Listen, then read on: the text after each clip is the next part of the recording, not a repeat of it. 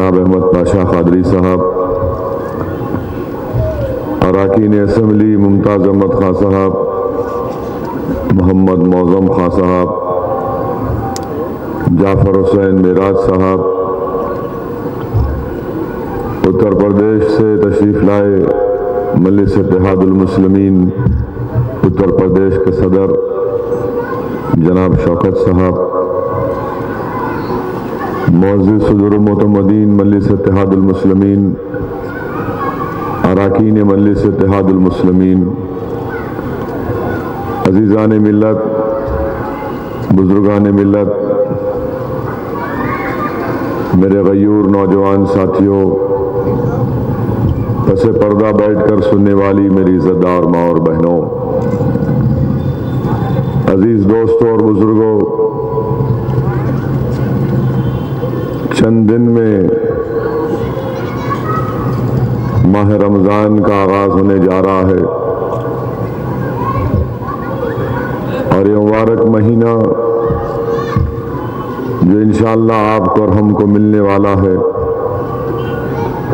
یہ بہت ہی متبرک اور برکت والا مہینہ ہے۔ اس ماہ مبارک میں اللہ سبحانہ و تعالیٰ نے قرآن کریم کو نازل کیا،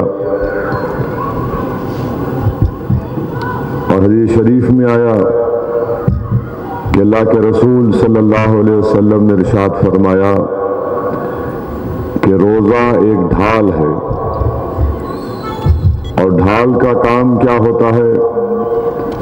ڈھال کا کام یہ ہوتا ہے کہ جب دشمن وار کرتا ہے تو ڈھال اس شخص کو بچاتی ہے۔ اور ہمارا دشمن کون ہے؟ ہمارا دشمن ہمارا نفس ہے۔ اگر ہم اپنے نفس پر قابو پانا چاہتے ہیں تو اللہ سبحانہ و تعالیٰ نے ہم کو موقع دیا، ماہ رمضان ہم کو عطا کرنے جا رہا ہے کہ ہم اس ماہ مبارک میں پابندی کے ساتھ پورے روزے رکھیں، اور پھر اسی حدیث شریف میں رسول اللہ صلی اللہ علیہ وسلم نے ارشاد فرمایا کہ روزے دار کی جزا خود اللہ سبحانہ و تعالیٰ ہے۔ انسان نیک اعمال کرتا ہے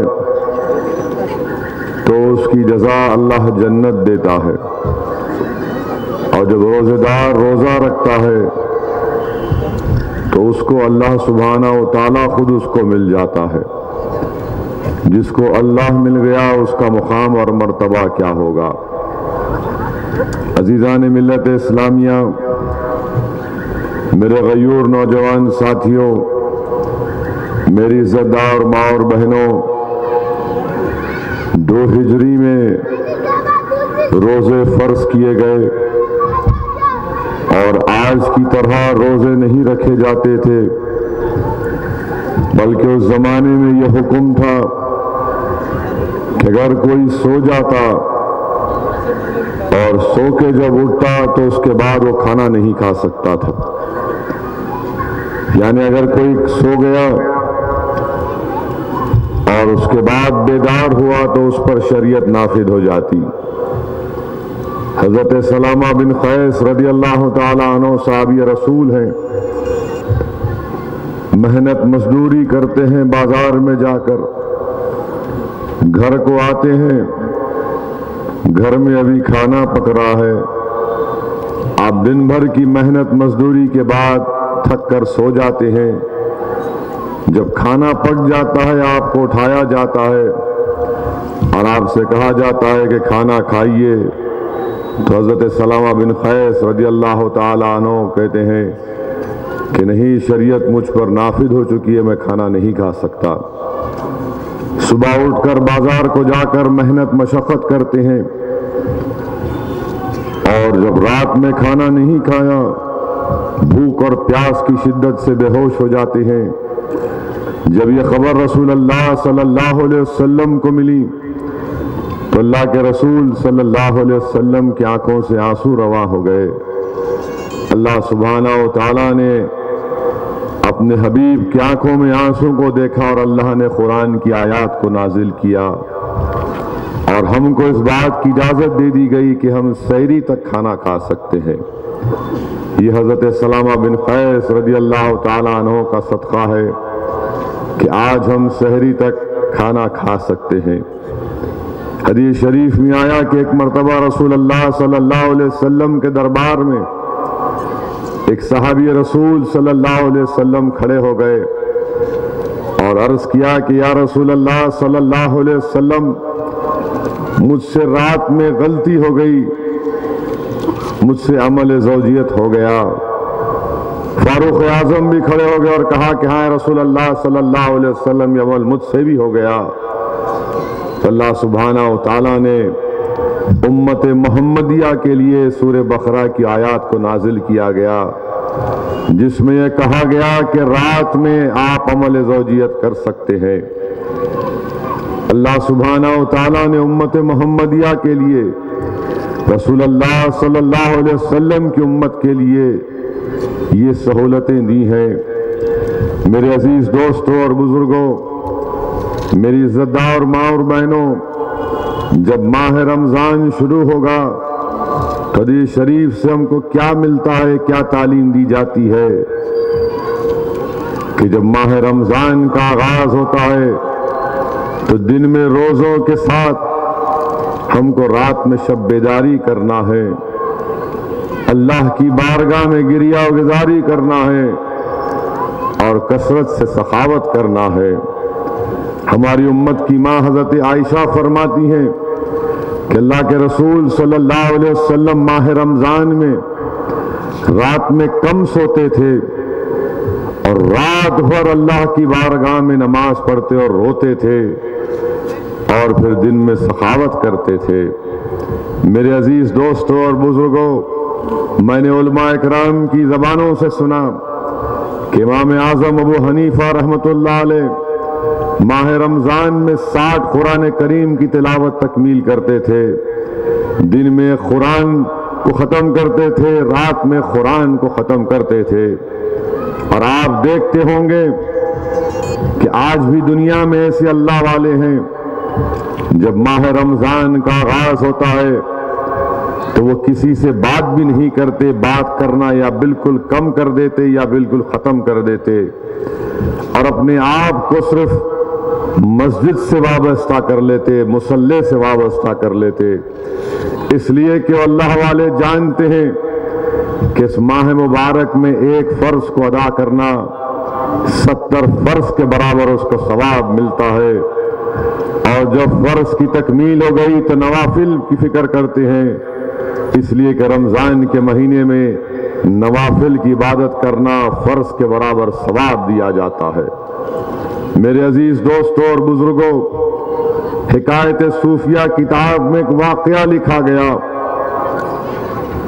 کہ ایک یہودی کا انتقال ہو گیا اور اس کے پڑوسیوں نے اس کو خواب میں دیکھا کہ یہودی جنت کے باغوں کی سیر کر رہا ہے۔ پوچھا گیا کہ تجھے یہ نعمت کیسے میسر ہوئی؟ تو اس نے کہا کہ ایک مرتبہ بازار میں میرا بیٹا کھانا کھا رہا تھا، میں نے اپنے بیٹے کو روکا، اس پر غصہ کیا اور اس کو سمجھایا کہ دیکھ یہ ماہ رمضان ہے، مسلمان روزے کی حالت میں ہے اور تو سرے بازار کھانا کھا رہا ہے۔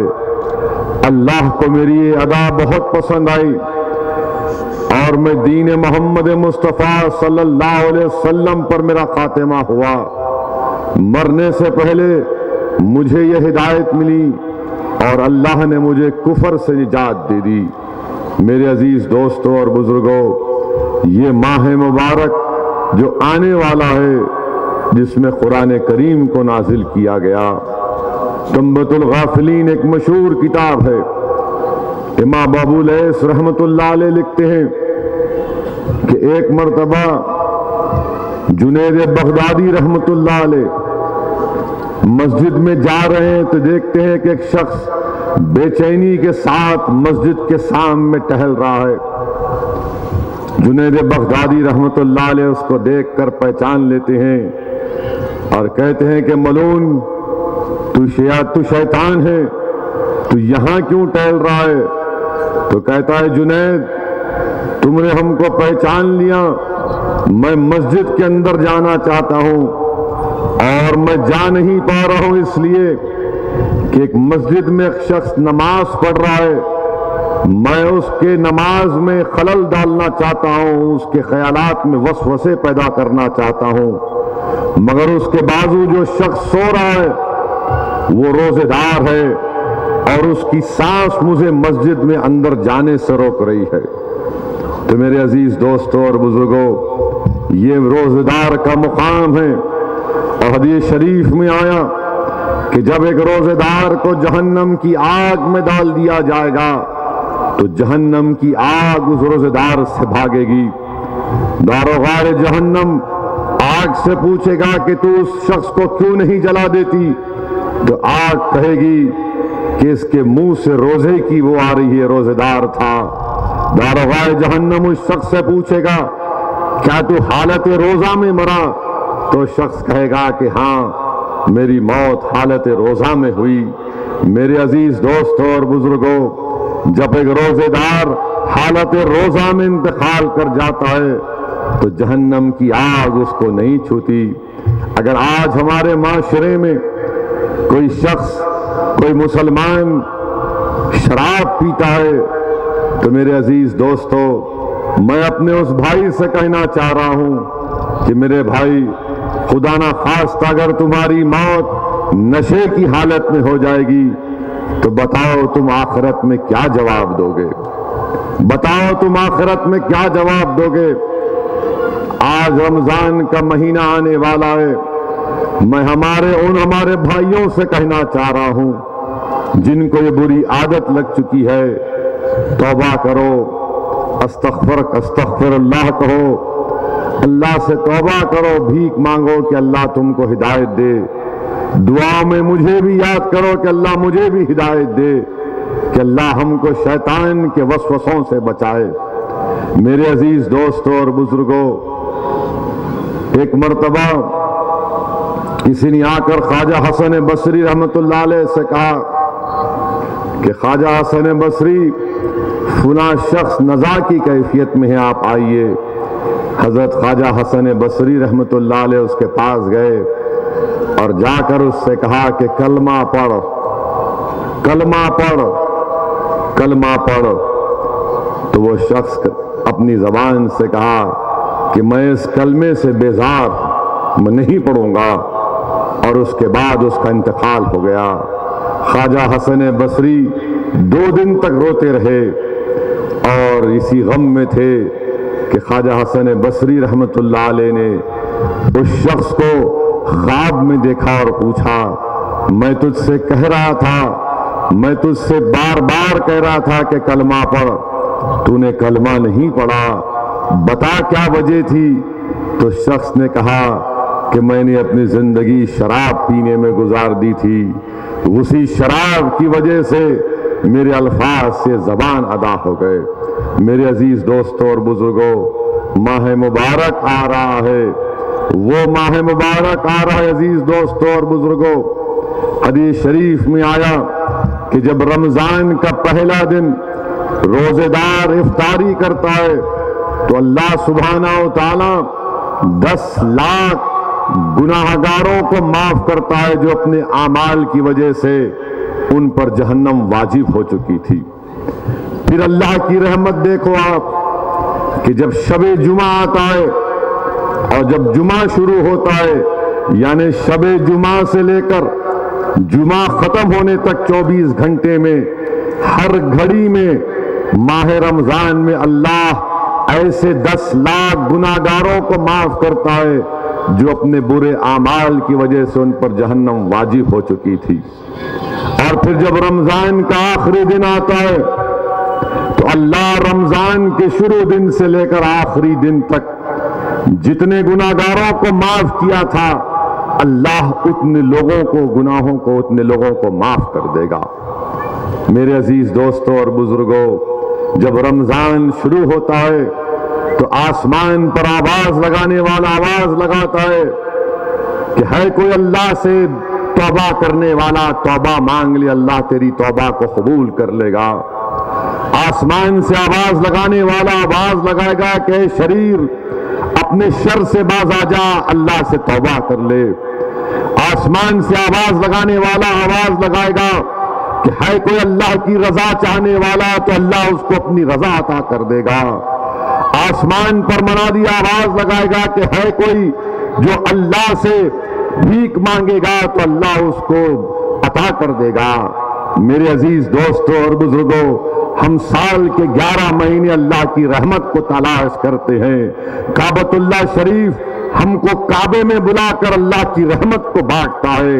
وہ ماہ مبارک آنے والا ہے میرے عزیز دوستوں، میری عزتدار ماں اور بہنوں، جو اللہ کر اللہ کی رحمت ہم کو تلاش کرتی ہے کہ ہے کوئی جو اللہ کے سامنے اپنا گریبان پھیلا کر بھیک مانگ لے تو اللہ اس کی جھولی میں اس کی رحمت کو ڈال دے۔ میرے عزیز دوستوں اور بزرگوں، اس ماہ مبارک کے سلسلے میں اللہ کے رسول صلی اللہ علیہ وسلم نے ارشاد فرمایا، کیا ارشاد فرمایا کہ اگر کوئی روزے دار کو پانی بھی دیتا ہے اور اس سے پانی سے روزہ کھلاتا ہے تو اللہ اس کے گناہوں کو اس طرح معاف کر دیتا ہے کہ جیسا کہ وہ ابھی اپنی ماں کے پیٹ سے پیدا ہوا۔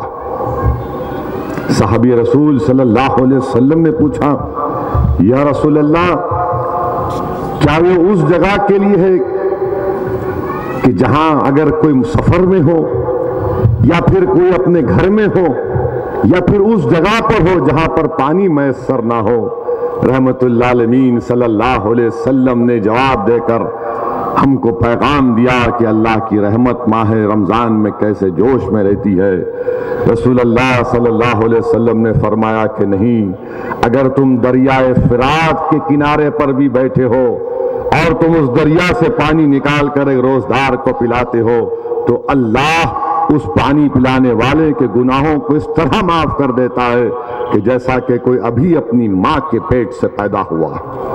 میرے عزیز دوستوں اور بزرگوں، حدیث شریف میں آیا، اگر کوئی نوجوان ہے اور اس میں طاقت ہے، اس میں فائنانشل پاور ہے کہ وہ شادی کر سکے تو یہ شریف میں آیا کہ وہ شادی کر لے۔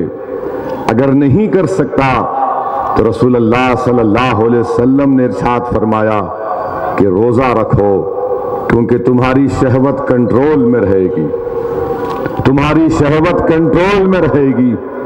میرے عزیز دوستوں اور بزرگوں، آج اگر ہم اپنی شہوانیت کو کنٹرول کرنا چاہتے ہیں تو نوجوانوں روزہ رکھو، روزہ رکھو۔ اور اسلام وہ دین ہے جو حیوانوں کو انسان بناتا ہے، اسلام وہ دین ہے جو حیوانوں کو انسان بناتا ہے۔ اور میں تم کو ایک اور بات بتا رہا ہوں، آج سائنس تحقیق کر کے اس بات کو کہتا ہے کہ اگر کوئی چاہتا ہے کہ اس کی قوت میں اضافہ ہو، لوگ بڑی بڑی دوائیں خرچتے ہیں، اخبارات میں بڑے بڑے اشتہارات آتے ہیں کہ یہ کھا لو قوت طاقت کی دوا ہے۔ آپ دیکھتے ہوں گے کہ آج کل یہ بڑے اشتہارات آتے ہیں، مگر اسلام کیا سمجھا رہا ہے؟ جس نے 1400 سال پہلے ہم سے کہا تھا، آج سائنس تحقیق کر کے کہتی ہے کہ جو شخص روزہ رہتا ہے اس کی قوت میں اضافہ ہوتا ہے، اس کی طاقت میں اضافہ ہوتا ہے۔ میرے عزیز دوستوں اور بزرگوں، آج ہم یہ بھی دیکھ رہے ہیں معاشرے میں کہ دو ٹانگ کا جانور حیوانیت کے حدودوں کو بھی پار کر کے پاک اور مقدس رشتوں کو بھی پامال کر رہا ہے۔ کیا کبھی ہم نے سنا تھا کہ ایک باپ اپنے بیٹی سے ظلم کرے گا؟ میرے بھائی، اگر اس حیوانیت کو کنٹرول کرنا ہے تو روزہ رکھو، روزہ رکھو، اور تب جا کر ہم حیوان سے انسان بن پائیں گے۔ میرے عزیز دوستوں اور بزرگوں، ایسا ماہ مبارک میں ہم داخل ہونے جا رہے ہیں جس میں رسول اللہ صلی اللہ علیہ وسلم نے ارشاد فرمایا کہ ہم جو سحری کرتے ہیں ہر کھانے کا اللہ حساب لے گا، ہر کھانے کا اللہ حساب لے گا، مگر سحری ایک ایسی چیز ہے جس کا حساب اللہ نہیں لے گا، بلکہ سحری کرنے والے کے نامہ اعمال میں اس کو تولا جائے گا۔ یعنی اللہ کھلا بھی رہا ہے اور کہہ رہا ہے کہ دیکھ میرے بندے، تو جو کھا رہا ہے وہ تیرے نامہ عمل میں تولا جائے گا۔ اسی لیے میرے عزیز دوستوں اور بزرگوں، ماہ مبارک آ رہا ہے، حدیث شریف مجھے یاد آ رہی ہے کہ اللہ کے رسول صلی اللہ علیہ وسلم جمعے کا خطبہ دینے کے لیے منبر پر پہلا قدم رکھتے ہیں اور آمین کہتے ہیں، اسی طرح 3 مرتبہ آمین کہتے ہیں۔ بعد میں صحابہ اکرام پوچھتے ہیں یا رسول اللہ صلی اللہ علیہ وسلم آپ نے 3 مرتبہ آمین کیوں کہا؟ رحمت اللہ عالمین ارشاد فرماتے ہیں کہ جبرائیل امی تھے اور وہ دعا کر رہے تھے کہ ہلاک ہو جائے وہ شخص جس نے اپنے ضعیف ماں باپ کو پایا اور ان کی خدمت نہیں کی، تو میں نے آمین کہا۔ پھر حضرت جبرائیل نے دعا کی کہ ہلاک ہو جائے وہ شخص جہاں پر محمد مصطفیٰ صلی اللہ علیہ وسلم کا نام لیا جائے اور اس مجلس میں درود السلام نہ بھیجا جائے۔ تو آئیے ایک مرتبہ اللہ کے رسول صلی اللہ علیہ وسلم پر درود السلام کا نذرانہ پیش کرتے ہیں کہ اللہم صلی علی سیدنا محمد عبدک رسولک نبی امی وعلی آلہ وصحبہ وسلم۔ تیسری مرتبہ رسول اللہ صلی اللہ علیہ وسلم نے فرمایا کہ جبرائیل امین دعا کر رہے تھے کہ ہلاک ہو جائے وہ شخص جس نے رمضان کو پایا اور اپنے گناہوں کی بخشش اللہ سے نہیں کروا لی۔ سوچو میرے عزیز دوستوں اور بزرگوں، سوچو میری عزتدار ماں اور بہنوں، میرے غیور نوجوان ساتھیوں، دعا کرنے والے کون ہیں؟ آمین کہنے والے کون ہیں؟ دعا کرنے والے پورے ملائکہ کے سردار حضرت جبرائیل ہیں اور آمین کہنے والے تمام انبیاؤں کے سردار محمد مصطفیٰ صلی اللہ علیہ وسلم ہیں۔ اگر رمضان کو ہم پائیں گے اور اس میں بھی ہم اپنے گناہوں کی بخشش اللہ سے نہیں کروائیں گے تو میرے عزیز دوستو وہ ہمارے لیے ہلاکت کا باعث بنے گی۔ اور رمضان تو آئے گا مگر سب سے پہلی چیز یاد رکھو نماز ہے، نماز ہے۔ نماز اسلام کا ستون ہے، مومن کی معراج ہے، اور نماز کا ذکر قرآن کریم میں 100 مرتبہ اللہ نے کیا کہ نماز کو پابندی سے پڑھو، 100 مرتبہ۔ میرے بھائی نماز کو مت چھوڑو، نماز کو مت چھوڑو۔ یاد رکھو سب سے پہلا حساب اگر کیا جائے گا تو نماز کا کیا جائے گا، سب سے پہلا حساب اگر پوچھا جائے گا تو نماز کے تعلق سے پوچھا جائے گا۔ مجھے حدیث شریف وہ یاد آ رہی ہے کہ جب اللہ حساب کتاب کرے گا اور میدان حشر میں سب جمع ہوں گے تو وہاں پر ایسے لوگ بھی ہوں گے جن کے چہرے ستاروں کی طرح چمکتے ہوں گے، جن کے چہرے ستاروں کی طرح چمکتے ہوں گے۔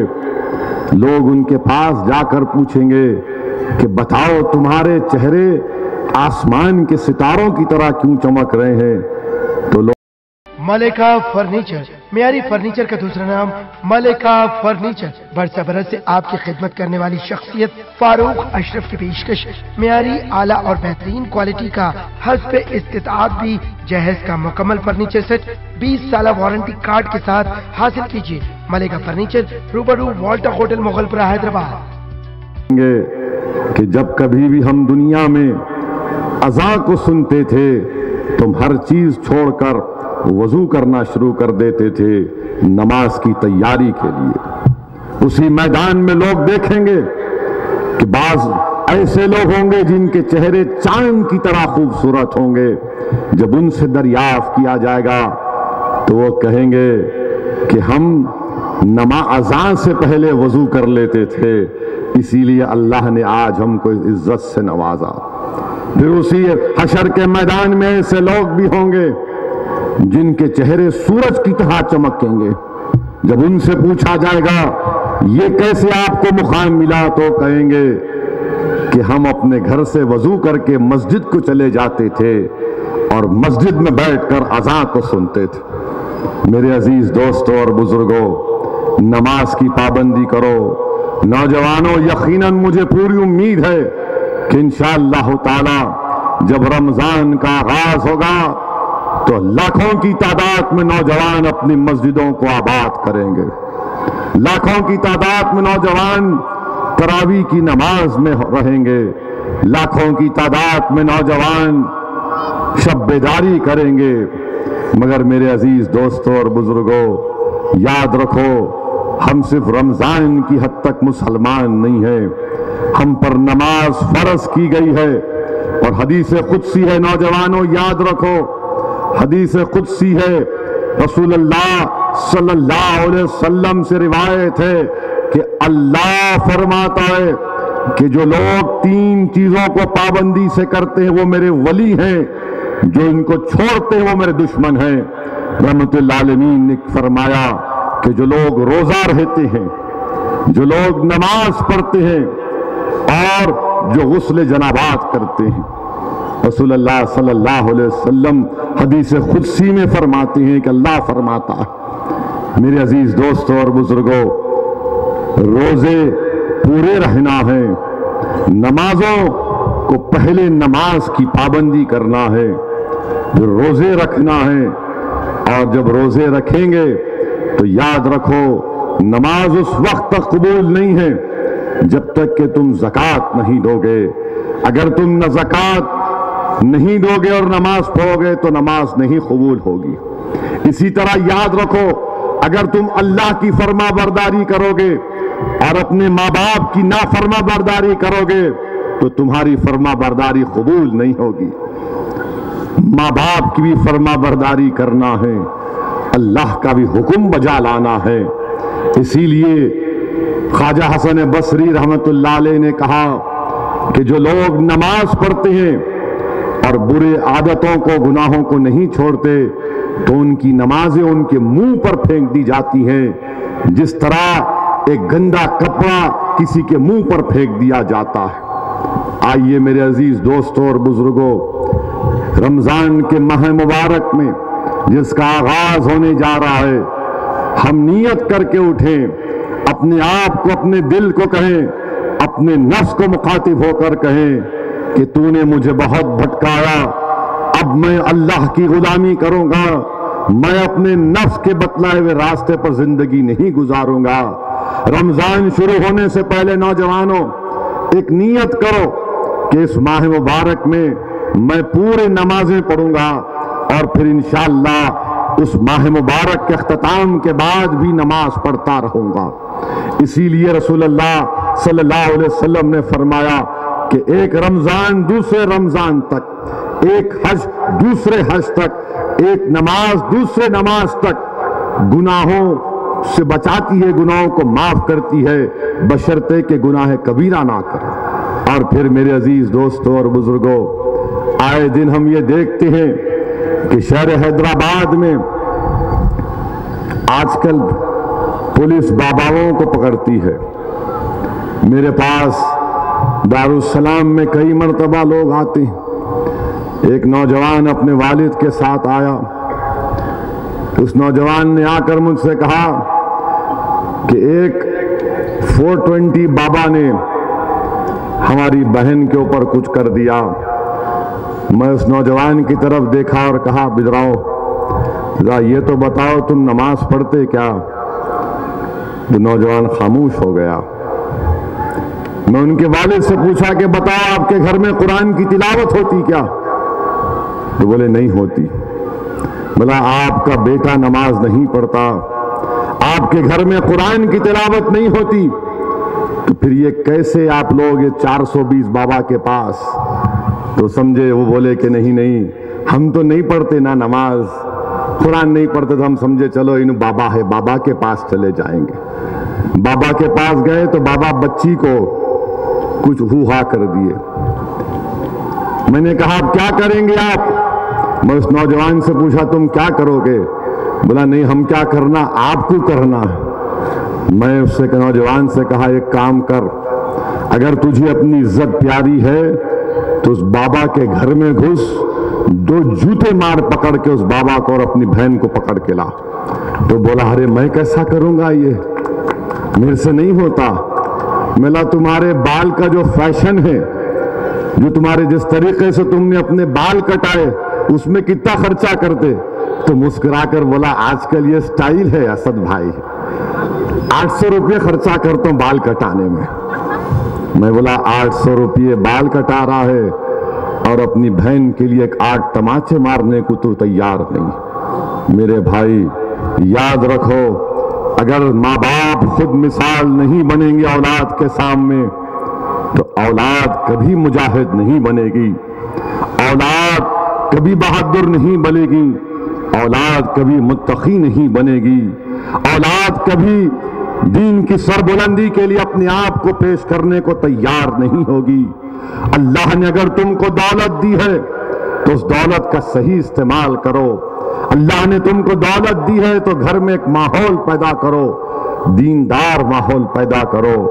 آئے دن یہ چور قسم کے لوگ جو ہمارا استحصال کر رہے ہیں، اور یاد رکھو میری اس بات کو، میں نے پچھلے بار بھی کہا، آج پھر کہہ رہا ہوں، جو لوگ دکانیں چلا رہے نیمبو کاٹ کر، جو لوگ غریب عوام کو اور مسلمانوں کو دھوکہ دے رہے ہیں کہ ان کے پاس فلاں علم ہے، ارے تمہارے پاس کچھ علم نہیں ہے، تم چور ہو، تم شیطان کی نسل کے ہو۔ اور یاد رکھو جو لوگ جادو کرتے ہیں وہ نہ صرف حرام ہے بلکہ کفر ہے۔ اگر اسلامی حکومت ہوتی تو شریعت اس بات کی اجازت دیتی کہ جادو کرنے والوں کی گردن کو مار دیا جائے۔ میرے بھائی اللہ ہمارے لیے کافی ہے، حسبنا اللہ و نعم الوکیل و نعم المولا و نعم النصیر بولنا ہمارے لیے کافی ہے۔ قرآن کی تلاوت کرو، ہاں اگر کوئی اس طرح کا عمل کرتا ہے تو جاؤ ان لوگوں کے پاس جاؤ جن کے پاس اللہ اس کے رسول کا علم ہے، جن کے پاس تصوف کی تعلیم ہے، جو معرفت کے قائل ہیں، ان کے پاس جاؤ۔ یہ ایسے چوروں کے پاس جا کر اپنے ایمان کا سودا مت کرو، یہ ایمان پر ڈاکہ ڈالنے والے ہیں۔ میرے عزیز دوستوں اور بزرگوں، آج کل ہمارے شہر میں اور خاص طور سے ہمارے شہر کے حصے میں یہ رہن کے سینٹر بہت کھل چکے ہیں، ہر جگہ رہن کے سینٹر۔ نہیں معلوم حضرت پولیس اتنا خاموش کیوں ہے رہن کے سینٹر والوں سے، پولیس کیوں خاموش بیٹھی ہے؟ ایسے رہن کے سینٹر کھلے ہیں، غریب بیچارہ معصوم غربت کی وجہ سے، بیماری کی وجہ سے جا کر اپنا سونا رہن رکھاتا ہے۔ ایسے 2-3 واقعات میرے نظر میں ہیں۔ مجھے بتلایا گیا کہ بعض جگہ پر تو 50 تولہ سونا لے کر رہن والے بھاگ گئے، دوسری ریاستوں سے آ کر حیدرآباد میں یہ ڈرامہ کر رہے ہیں، چوری کر رہے ہیں۔ ہم پولیس سے مطالبہ کرتے کہ ایسے رہن سینٹروں کو بند کرائے، ان کی تحقیق کریں، ان کا ریکارڈ رکھیں، کون ہے یہ لوگ، کیا ان کے پاس پرمیشن ہے یا نہیں، جو غریبوں کی غربت کا مذاق اڑا رہے ہیں، ان کا استحصال کر رہے ہیں۔ ہم پولیس سے مطالبہ کرتے ہیں کہ وہ ایسے رہن سینٹر والوں پر پابندی عائد کریں۔ چبوترے پہ بیٹھنا تو بہت مشکل ہو کر دیے، مگر رہن سینٹر والوں پہ اتنا رحم کیوں کر رہے آپ؟ کہیں آپ اپنی ڈیوٹی تو رہن نہیں رکھا دیے اس کے پاس؟ اب یہ آپ کو فیصلہ کرنا ہے۔ مجلس اتحاد المسلمین اس بات کا مطالبہ کرتی ہے کہ ایسے رہن سینٹر والوں پر کڑی سے کڑی نظر رکھی جائے اور ان پر سخت سے سخت ایکشن لیا جائے۔ تیسری اہم بات میرے عزیز دوستوں اور بزرگوں وہ یہ ہے کہ آج کل تلنگانہ میں بی جے پی کے صدر آئے ہوئے ہیں، بڑی محبت پیدا ہو گئی ان کو تلنگانہ سے، اچھا ہوا آئے سو۔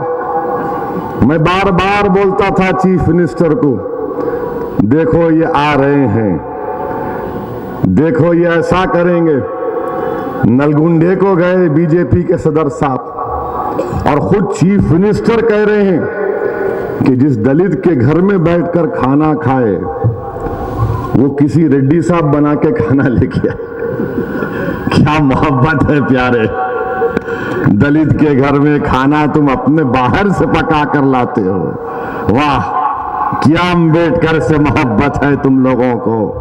چیف منسٹر خود کہہ رہے ہیں کہ کوئی منوہر نامی شخص پکا کے لایا اور شاہ صاحب بیٹھ کے غپا غپ کھائے وہاں پہ. کیا بات ہے. اور پھر اس کے بعد بی جے پی بولتی ہے کہ ہم نے تلنگانہ کو 2 لاکھ کروڑ روپے دیے. یہ امت شاہ جو ہے اپنے باس کی طرح کیا بولتے ہم لوگ حیدرآباد میں غپا مارتے, لمبی چھوڑتے, بڑا پھینکتے. لمبا پھینک دیے انہوں بھی. 2 لاکھ کروڑ دیے. 2 لاکھ کروڑ کہاں دیے؟ تلنگانہ سے بھارت سرکار کو, ہندوستان کی حکومت کو 50,000 کروڑ روپے تو ٹیکس میں ملتے ہیں. 32,000 کروڑ تو خالی انکم ٹیکس ملتا ہے. سروس ٹیکس بھی کچھ ملتا ہے. سروس ٹیکس بھی ملتا ہے, کسٹم ڈیوٹی ملتی ہے, یعنی 50,000 کروڑ. اور اس میں سے کتنا تلنگانہ کو دیے موڈی صاحب؟ only 24,000 کروڑ. واہ ماموں کی دکان پہ نانا کی فاتحہ. 50,000 کروڑ ہم سے لے رہے اور 24,000 کروڑ بول رہے. اور آپ کا صدر آ کے بول رہا 2 لاکھ کروڑ روپے دیے. اچھا اگر آپ دیے بھی تو کیا اپنے جیب سے دیے؟ آپ کے جیب سے دیے؟ کیا تلنگانہ کوئی غلام ہے؟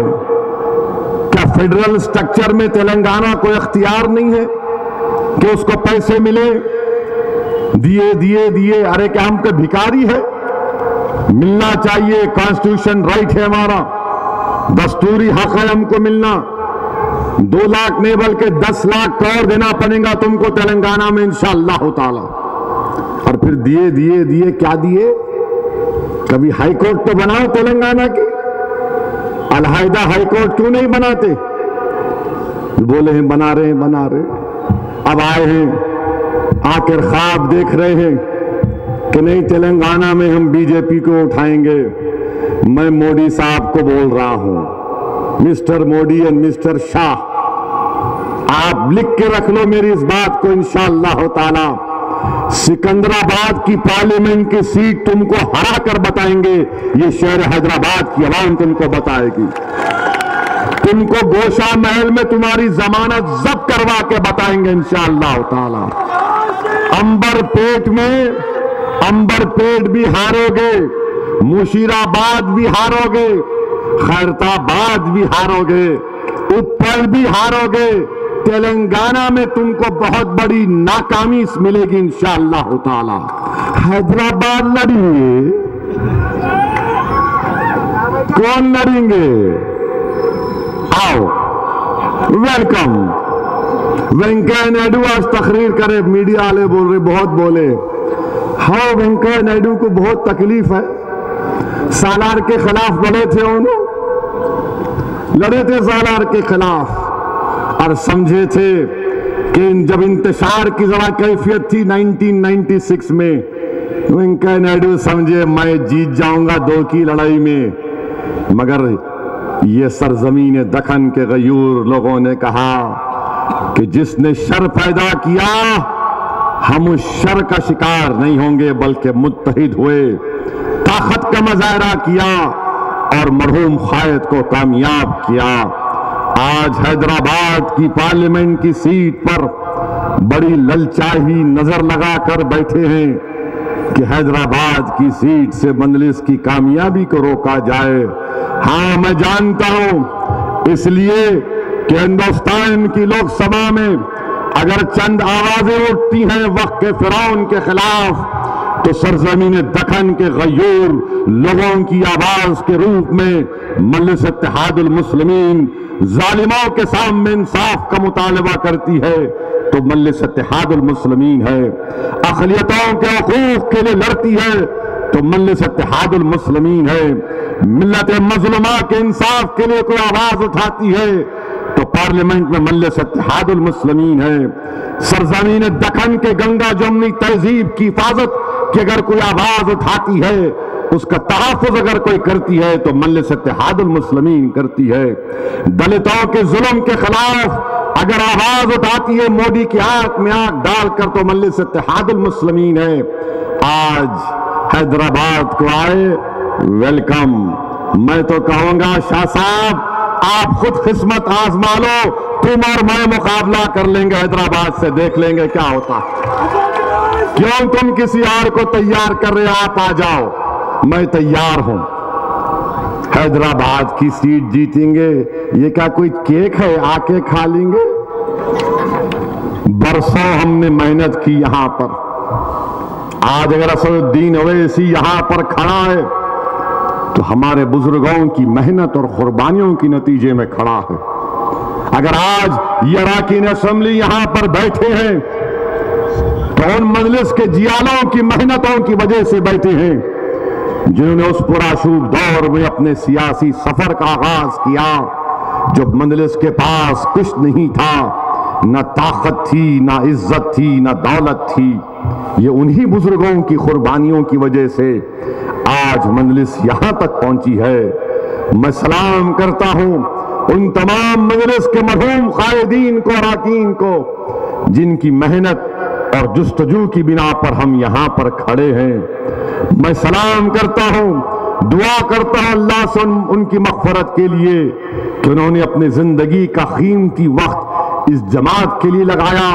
تو آج مجلس اتحاد المسلمین جس کے تعلق سے مخالفین تانا مارتے تھے کہ یہ چھوٹی جماعت، اللہ نے دکھا دیا کہ اس چھوٹی جماعت کو اللہ نے ہندوستان کے کونے کونے میں پہنچا دیا۔ کامیابی نہیں ملی ہوگی مگر ہم نے کم سے کم اپنا ہرا جھنڈا اس تو اتر پردیش کے گلی کوچوں میں پہنچا دیا۔ کامیابیاں آج نہیں ملی ہوں گی مگر مجلس اتحاد المسلمین کے پیغام کو تو ہم نے پہنچا دیا۔ نیپال کے بارڈر تک مجلس اتحاد المسلمین کے پیغام کو پہنچایا۔ مہاراشٹرا کے تمام ضلعوں میں مجلس اتحاد المسلمین کے اراکین بلدیہ کامیاب ہوئے۔ میرے بھائی آج یہ کام مجلس کر رہی ہے، اسی لیے آج ان کو کوئی نظر نہیں آتا۔ ان کو اگر نظر آتا ہے تو حیدرآباد کا آپ کا مثالی اتحاد ان کو تکلیف پہنچاتا ہے۔ حیدرآباد کا مثالی اتحاد ان کو تکلیف پہنچاتا ہے۔ میرے عزیز دوستوں اور بزرگوں، 60 سال کا سفر مجلس اتحاد المسلمین نے طے کیا، جہاں پر ہم نے اپنے سیاسی پیغام کو عوام کے سامنے رکھا۔ کوئی اس بات کو ایسے انکار نہیں کر سکتا کہ مجلس اتحاد المسلمین نے ملت اسلامیہ کے تشخص کو بھی برقرار رکھا۔ میں اتر پردیش کو جا چکا ہوں، اتر پردیش میں ایل گاڑی میں بیٹھ کر 19,000 کلومیٹر کا سفر میں نے طے کیا، مگر مجھے آج کہنے دیجئے کہ اتر پردیش میں ہمارا تشخص نظر نہیں آتا، نسبتیں کمزور پڑتی جا رہی ہیں۔ ہاں، اگر کوئی للچائی ہوئی نظر کے ساتھ سرزمین دکن اور حیدرآباد کی طرف دیکھتا ہے، اس لیے دیکھتا ہے کہ یہاں پر ہمارا تشخص زندہ ہے، یہاں پر ہمارا ملی حمیت زندہ ہے، یہاں پر ہماری تہذیب زندہ ہے، یہاں پر ہماری شناخت زندہ ہے، یہاں پر ہماری پہچان زندہ ہے، یہاں پر ہمارا اتحاد زندہ ہے، یہاں پر ہماری سوچ زندہ ہے، یہاں پر ہماری فکر زندہ ہے۔ ہم نے یہاں پر ان تمام کام کو کیا۔ اسی لیے مخالفین مجلس یہی چیزوں کی وجہ سے مجلس اتحاد المسلمین کو کمزور کرنے کی کوشش کرتے ہیں۔ اور اتر پردیش کے بارے میں یہی کہوں گا کہ ایک اسمبلی حلقے میں شوکت مجھے بتا رہے تھے کہ ہم اس اسمبلی حلقے میں تقریباً الیکشن جیت چکے تھے، ایسا ماحول تھا۔ بعد میں نتیجہ کچھ اور نکلا تو میں نے شوکت سے پوچھا کہ شوکت صاحب کیا ہوا؟ تو شوکت صاحب نے کہا صدر صاحب ایسا ہوا کہ ہمارے اتر پردیش میں مسلمانوں میں ذات برادریاں ہیں، ایک مسلمان جو کم برادری کا تھا، اس نے کسی ہوٹل میں بیٹھ کر کہا کہ اب کے بعد میں مجلس کو کتنا 5,000 10,000 ووٹ دلاؤں گا۔ تو جو بڑی طبقے کے لوگ تھے ان کو غصہ آ گیا، انہوں نے کہا تو دلائے گا 5,000 ووٹ؟ چل اب نہیں دلائیں گے ہم ووٹ۔ اب آپ بتائیے میرے بھائی، یہ کام مجلس نے حیدرآباد میں نہیں کیا۔ مجلس نے ذات برادریوں کہا کہ ہاں اس پر قائم رہو، مگر نفاق کی کیفیت پیدا ہونے مت دو۔ میں سلام کرتا ہوں سرزمین دکن کے علماء کرام کو، چاہے وہ کسی مسلک کے ہو، انہوں نے کہا کہ یہ ہمارا مسلک ہے، اس پر چلو، مگر کمزور مت کرو اپنے آپ کو۔ اگر آج کوئی طاقتیں مسلک کی بنیاد پر مسلمانوں کو کمزور کرنا چاہ رہی ہیں تو میں ان کو دعوت فکر دے رہا ہوں، اتر پردیش تمہارے سامنے ہے، اور وہ اتر پردیش جہاں پر ہر مسلک کا سب سے بڑا دینی ہیڈ کوارٹر ہے، وہاں پر یہ حال ہے، وہاں پر یہ حال ہے۔ اگر میری بات کا یقین نہیں ہے تو یہاں پر وہ تمام مجلس کے ذمہ داران موجود ہے جو اتر پردیش میں جا کر انتخابی مہم میں حصہ لیا، بڑی محنت اور جستجو کی، بڑی محنت کی، تکالیف کو برداشت کیا، مگر مجھے پورا یقین ہے کہ ہر لمبے سفر کے لیے، ہر منزل کو حاصل کرنے کے لیے ایک سفر کرنا پڑتا ہے، ایک قدم ڈالنا پڑتا ہے۔ تاریخ مجلس گواہ ہے کہ 1960 میں ہم نے پہلا بلدیہ کا الیکشن جیتا تو 24 سال کے بعد حیدرآباد کی پارلیمنٹ کی سیٹ پر ہم نے کامیابی حاصل کی، اور میں اس بات سے پورا واقف ہوں کہ کوئی چیز آسانی سے نہیں مل جاتی۔ میرا عزم، میرا حوصلہ زندہ ہے، میں جانتا ہوں کہ مجھے اس راہ میں قاق اور خون کے دریاؤں سے گزرنا پڑے گا، میں جانتا ہوں اور میں تیار ہوں کہ الزامات اور تہمتیں اور بہتان مجھے برداشت کرنا پڑے گا، کیونکہ تاریخ اسلام گواہ ہے کہ الزامات اور بہتان لگائے گئے، مگر سیرت النبی پکار پکار کر کہہ رہی ہے مخالفین کو کہ تمہارا جھوٹا پروپیگنڈا جھوٹا رہے گا۔ کامیابی سچائی کی ہوئی اور کامیابی سچائی کی ہوگی، اور انشاءاللہ تعالی آنے والے اسمبلی اور پارلیمنٹ کے الیکشن میں بی جے پی تلنگانہ میں خواب دیکھنا چھوڑ دیں۔ بلی کے خواب میں چچڑے بھی اچھے نہیں لگتے، اب چھوڑ دو آپ ذرا، یہاں آ کے بڑا بات کر رہے، آئے کر ایسا کر دیں گے، وہ کر دیں گے۔ ٹاپ سلیکشن، جیسا نام ویسا کام، کمپیوٹرز کی دنیا میں تہلکہ مچانے آ گیا۔ ہم اقسام کے کمپیوٹرز، سی سی کیمراز اور لیپ ٹاپ کے لیے ایک بار ہمیں موقع دیجیے۔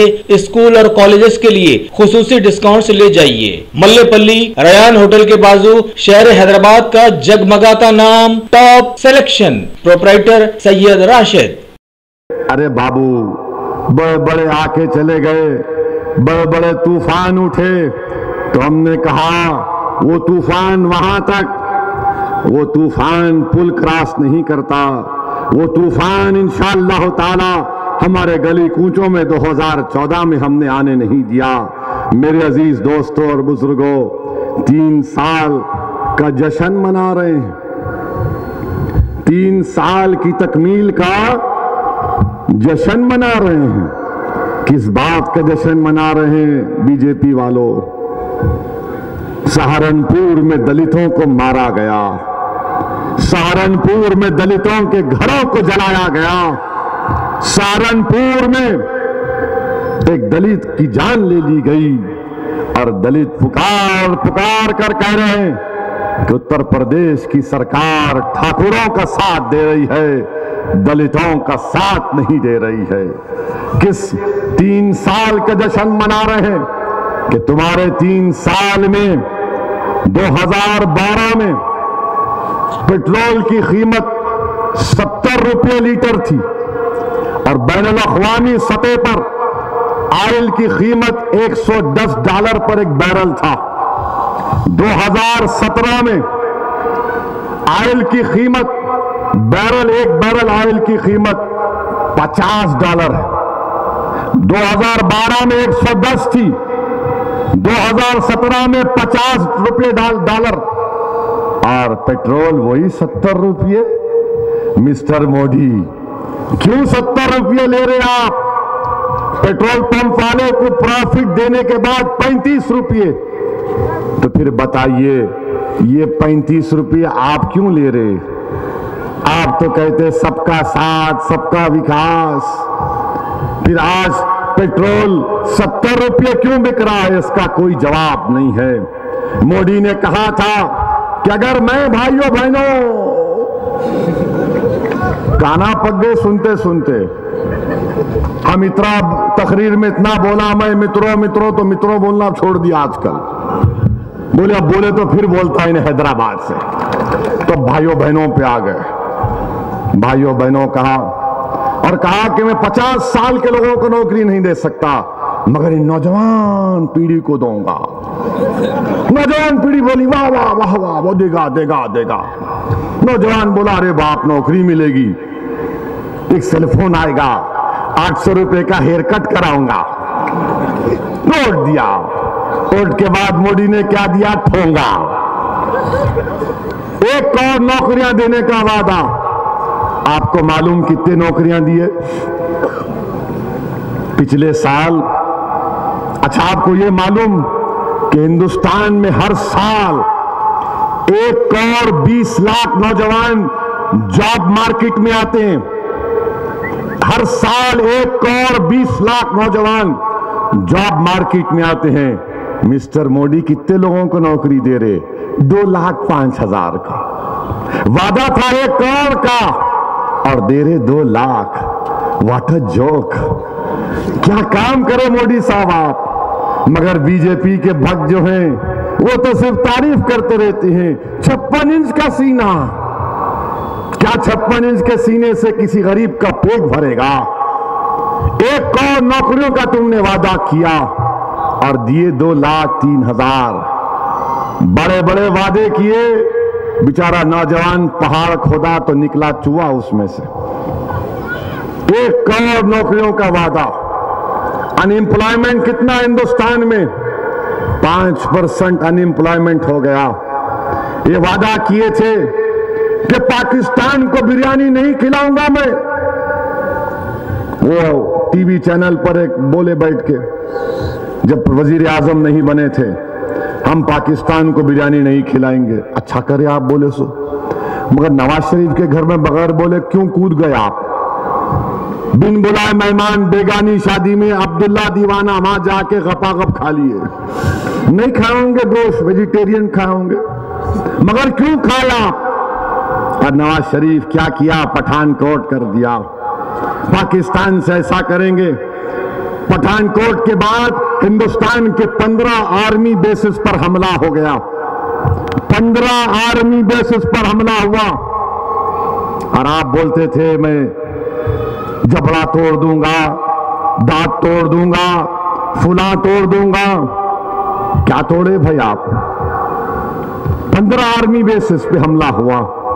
2016 में 65 हिंदुस्तान के फौज के सिपाही मारे गए। 6 साल में इतनी बड़ी तादाद में हमारे फौज के सिपाही मारे गए। इस पर तो जवाब दो। इस पर जवाब नहीं देंगे। 65 सिपाही मारे गए और आप बोलते कि हमने ऐसा कर दिया। कश्मीर के मसले को आपने कहा था हम हल कर देंगे। आपको मालूम श्रीनगर का बाई इलेक्शन हुआ। बाई इलेक्शन हुआ श्रीनगर का, तो बाई इलेक्शन का पोलिंग परसेंटेज क्या था? Polling percentage only 7%। Mister Modi, थालियां तो मारेंगे, क्या मारना नहीं मालूम आपके लिए।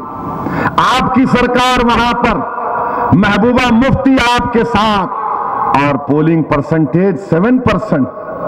7% की पोलिंग होती है और आपके लोग टीवी पर जाकर कहते हैं ओवैसी साहब आपको शर्म नहीं आती इस तरह की बात करने के लिए? अरे मेरे प्यारे, शर्म तुमको आना चाहिए कि तुम्हारी हुकूमत है और 7% की पोलिंग होती। हमारे मामूली पोलिंग बूथ में, मामूली से मामूली पोलिंग बूथ में 50% पोलिंग हो जाती है। श्री नगर में 7% पोलिंग।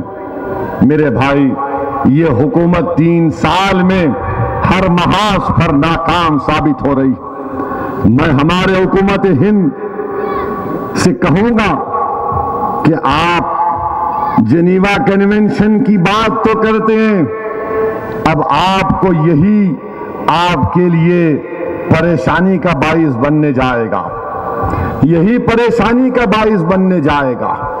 और फिर जब कभी भी कोई टीवी चैनल पे चले गए, टीवी चैनल पे बहस खत्म नहीं होती, क्योंकि उस टीवी चैनल के बहस में आप देखिए जरूर अल्लाह का करम होता है, सालारे मिल्लत की ट्रेनिंग है, आप लोगों की दुआएं हैं।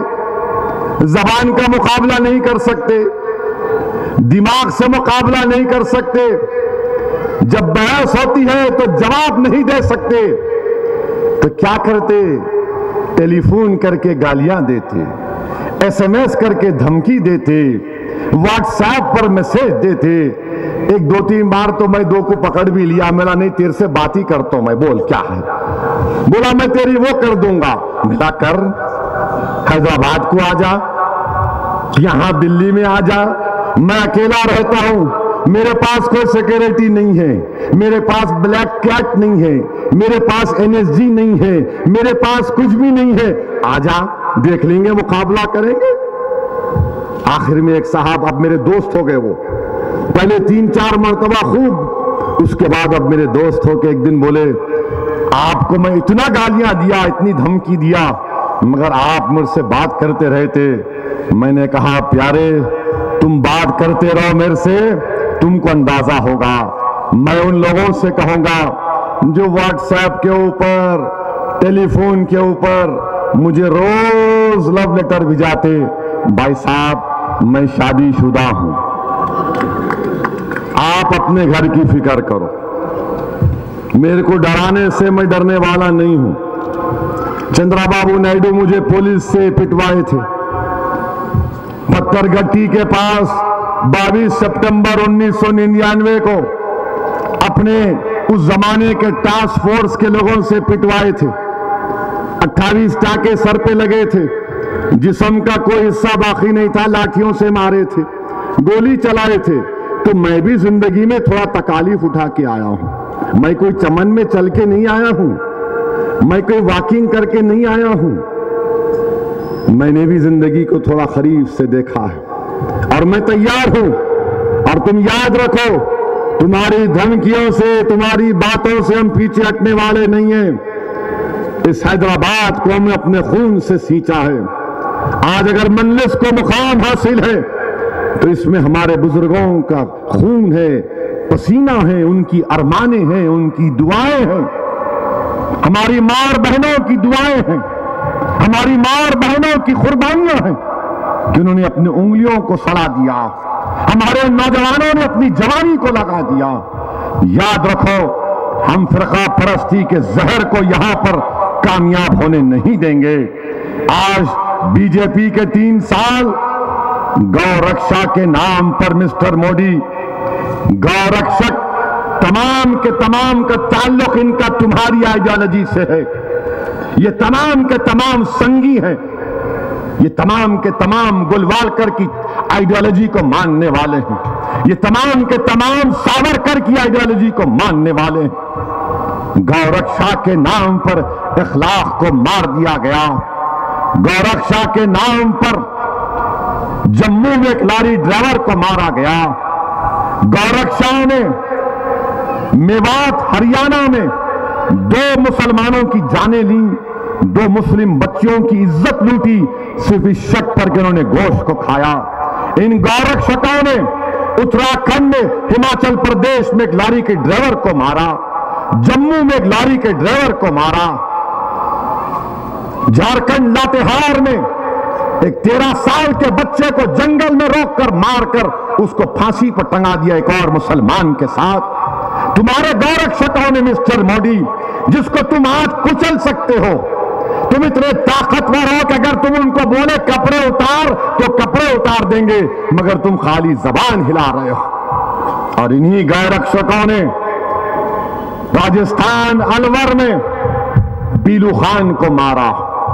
وہ پیلو خان جو جے پور کی مارکیٹ سے جہاں پر جانور بکتا ہے وہاں پر رسید کے ساتھ جانور کو خرید رہا تھا. تو پیلو خان کو ان گورکشکوں نے مار دیا, بھگا بھگا کر مارا اور ویڈیو لے کر ڈالا اس کی, اور پیلو خان مار مار کر وہیں دم توڑ دیا. بتاؤ بی جے پی سنگھ پریوار والوں, کیا تم میں ہمت ہے ان لوگوں کو جیل میں ڈالنے کی؟ تم اگر چاہو گے تو گورکشک خاموش بیٹھ جائیں گے, مگر نہیں, تم فرقہ پرستی کو زندہ رکھنا چاہتے ہو. اور جنہوں نے پیلو خان کو مارا, جنہوں نے اخلاق کو مارا, جنہوں نے میوات میں مارا, جنہوں نے ہماچل پردیش میں مارا, جنہوں نے جھارکھنڈ لاتہار میں مارا, یاد رکھو تم نے ہم کو مارا ضرور ہے مگر ہم مرنے والے نہیں, ہم زندہ ہیں. پیلو خان زندہ ہے, اخلاق زندہ ہے, یہ شہید ہے, یاد رکھو.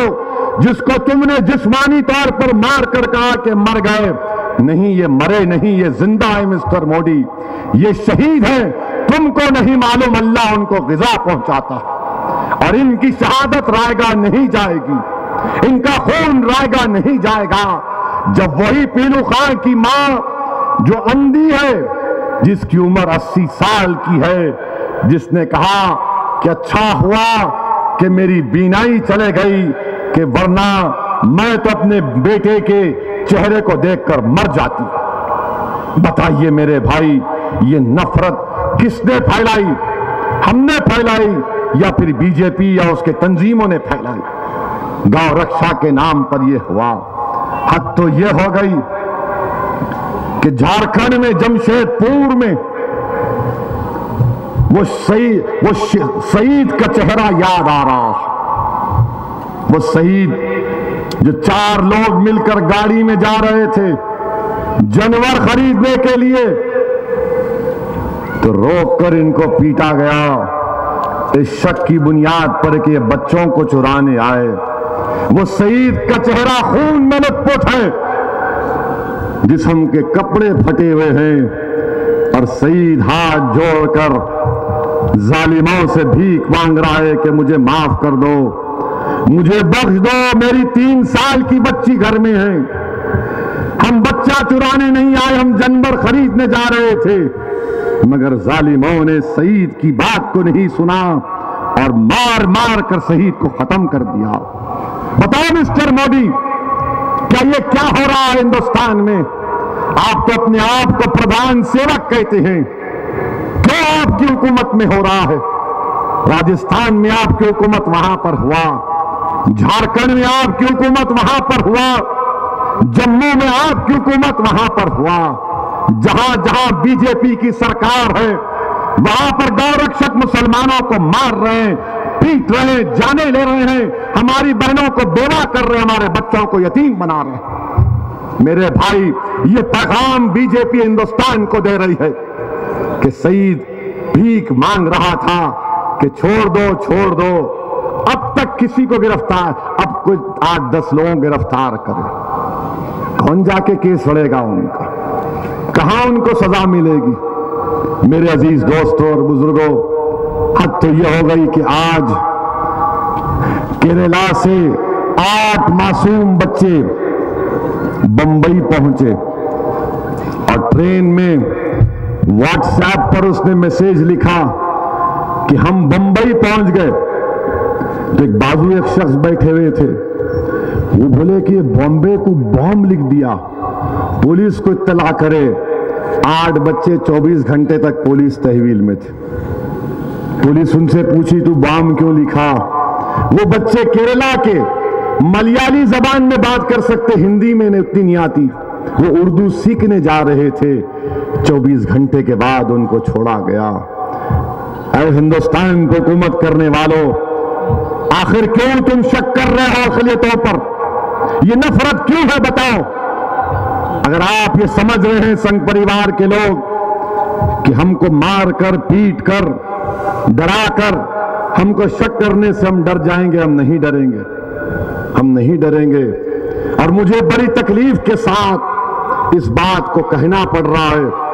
میں ہمارے ہندو بھائیوں سے کہنا چاہ رہا ہوں کہ آپ اس بات کو سمجھیے، جو CSDS ایک بہت بڑی تنظیم ہے، تھنک ٹینک ہے، جس نے ایک سروے کیا اور اس سروے میں کہا، اس سروے نے جو بات کہی وہ بڑی تکلیف دہ بات کہی۔ اس سروے نے کہا کہ ہندوستان کے جو ہندو بھائی ہیں ہمارے، وہ 15% مسلمانوں کو دیش بھکت سمجھتے ہیں، صرف 15%۔ میں جب یہ سروے پڑھا تو 2 دن تک سو نہیں سکا۔ میں اپنے آپ سے سوال کر رہا تھا، میں اپنے آپ سے پوچھ رہا تھا کہ آخر کیا کیا میں نے۔ ٹھیک ہے، اسد الدین اویسی بڑکاؤ بھاشن دیتا ہے، اسد الدین اویسی گندا ہوگا، مگر صرف 15% مسلمانوں پر ان کو پیٹریٹ سمجھنا اور 85% کو پیٹریٹ نہیں سمجھنا۔ میں ہمارے ہندو بھائیوں سے کہنا چاہ رہا ہوں، آج آپ کو سوچنا پڑے گا۔ میں آپ کو یاد دلانا چاہ رہا ہوں کہ اس ملک کی آزادی میں ہم نے سب کچھ کھویا۔ بہادر شاہ ظفر نے اپنی اولاد کی قربانی کو دیکھا، بہادر شاہ ظفر نے ملک بدر ہونا پڑا، علامہ فضل خیر آبادی کو کالا پانی کی سزا کاٹنا پڑا۔ ہم نے سب کچھ قربان کیا، ہم برباد ہو گئے انگریزوں کے خلاف، ہم نے جنگ آزادی میں حصہ لیا، ہم پھانسی کے پھندے پر چڑھے، ہم نے اپنے کندھے سے کندھا ملا کر ان تمام مجاہدین آزادی کے ساتھ آزادی کی لڑائی میں حصہ ادا کیا۔ ہم نے بابری مسجد کو کھویا، دنیا دیکھ رہی تھی، ہماری مسجد کو شہید کر دیا گیا۔ عاصم آباد میں ہمارے 40 بھائیوں کو اٹھا کر ندی کے کنارے لے جا کر گولی مار کر ان کی لاشوں کو پھینک دیا گیا۔ 35 سال ہو گئے، اب تک کیس چل رہا ہے، انصاف نہیں ہوا۔ بتاؤ، کیا ہم وفادار نہیں ہیں؟ دلی کی گلیوں پر، بمبئی کے روڈوں پر ہماری خون کی ہولی کھیلی گئی اور پھر بھی ہم وفادار نہیں ہیں۔ گجرات کے روڈوں پر، احمد آباد کی گلیوں میں احسان جعفری کے جسم کے 25 ٹکڑے کر دیے گئے، ہم وفادار نہیں؟ عشرت جہاں سے کیا ہوا بتاؤ، بلخیس بانو سے کیا ہوا بتاؤ؟ وہ بلخیس بانو جو حاملہ تھی، جس کی آنکھ کے سامنے اس کے 3 سال کے بچی کو مار دیا گیا، وہ بلخیس بانو جس کے عزت لوٹی، اس کے ماں باپ کو، اس کی بہن کی عزت لوٹ کر اس کے گھر کے 11 لوگوں کو مار دیا گیا، کہ ہم وفادار نہیں؟ ہم کو نوکریاں نہیں ملتی، ہم تعلیم میں سب سے پیچھے ہیں، جیلوں میں سب سے ہم زیادہ ہیں، دہشت گردی کے الزام میں 15 سال ہم جیل میں رہتے ہیں، ہم وفادار نہیں؟ یاد رکھو، اس کے باوجود بھی اگر تم ہم کو وفادار نہیں سمجھتے تو پھر یہ تمہارا ظرف ہے، مگر میں تم سے کہہ رہا ہوں، ہم وفادار تھے اور ہے اور رہیں گے انشاءاللہ تعالی۔ ہم نے اس ملک کو اپنا ملک سمجھا، ہم نے محمد علی جناح کے پیغام کو ٹھکرایا، ہم نے پاکستان کو قبول نہیں کیا، ہم نے پاکستان کو قبول نہیں کیا، ہم نے خواجہ اجمیری کی سرزمین کو اپنی زمین سمجھا، ہم نے ہندوستان کو اپنی زمین سمجھا، اور اتنی محبت کی زمین سے کہ ہم اپنی ماں کی پیٹ میں پلتے ہیں، اور ماں جب ہم کو پیدا کرتی ہے تو جب اس دنیا سے رخصت ہوتے ہیں تو اسی سرزمین میں جائے جاتے ہیں۔ اس کے باوجود بھی اگر صرف 15% ہم کو وفادار سمجھیں گے تو پھر بتاؤ، میرا یہ سوال واجبی ہے یا غلط ہے؟ میرا سوال واجبی ہے یا غلط ہے؟ اگر میری اس تقریر سے کسی کو تکلیف ہو رہی ہے تو میری تقریر کے الفاظ کو بازو رکھ دو، مگر میں نے جو سوالات اٹھائے اس کو سوچو۔ میں ہندو مسلم اتحاد کا قائل ہوں، میں کسی ہندو کا خلاف نہیں ہوں، بلکہ ہماری تو کوشش یہ ہے کہ دلت اور مسلمان ایک پلیٹ فارم پر جمع ہو جائے۔ بی جے پی والے بولتے رضاکار رضاکار، ارے کون رضاکار؟ जो रजाकार थे वो पाकिस्तान चले गए। हमारा रजाकारों से कुछ लेना देना नहीं है। ये रजाकारों की मजलिस नहीं है, ये अब्दुल वाहिद अवैसी की मजलिस है। ये रजाकारों की मजलिस नहीं है, ये आजाद हिंदुस्तान की मजलिस है, जिसने हिंदुस्तान के दस्तूर को माना और हिंदुस्तान के दस्तूर के चार दीवारी में मुसलमान और दलित के इंसाफ की लड़ाई लड़ती आई है और सुबह क़यामत तक लड़ती रहेगी इंशाअल्लाह ताला। ये हमारी लड़ाई है। बार बार ये अमित शाह रजाकार बोलते, अच्छा तो फिर सुंदरलाल की रिपोर्ट पर भी बात होगी। अमित शाह, सुंदरलाल कमेटी की रिपोर्ट पर भी बात होगी। लालो, अरे तुम जिस मसले पर बात करना चाह रहे असदुद्दीन अवैसी बात करने को तैयार। मैं तुम्हारे हर सवाल का जवाब दलील के साथ दूंगा। मेरे जवाब का तुम्हारे पास कोई जवाब नहीं होगा इंशाअल्लाह ताला। मेरे पास मेरी तारीख है। हिंदुस्तान को इस्लाम आया तो मुगलों की वजह से नहीं आया। हिंदुस्तान को इस्लाम आया तो केरला के उस सरजमीन पर वो जो कारोबार करने वालों ने किश्तियों में कारोबार करने आए, इस्लाम को लाया। इस्लाम को तलवार के जोर पर नहीं लाया, किरदार के जोर पर लाया। इस्लाम को तलवार के जोर पर नहीं फैलाया, रहम करा, दिली की इस्लाम पहला। और फिर उत्तर प्रदेश के वजीर आला बोलते, बाबर को नहीं मानना। नहीं मानते, नको मानो। अकबर को नहीं मानना, मेरे पास एक अकबर है, वो हमारे लिए काफी है। तुम उस अकबर को मत मानो, ये अकबर हमारे पास है। सुनो, ठहरो ठहरो, 12 बज रहे वो मुझे। अकबर को नहीं मानते, मत मानो। अच्छा, अकबर को नहीं मानते, नहीं मानते, मुजद्दिदी अल्फे थानी को तो मान लो, शेख अहमद सिरिंदी को मान लो। औरंगजेब को नहीं मानते तो निजामुद्दीन औलिया को मान लो। अरे तुम क्या क्या बोल रहे हो? इनको नहीं मानना, उनको नहीं मानना।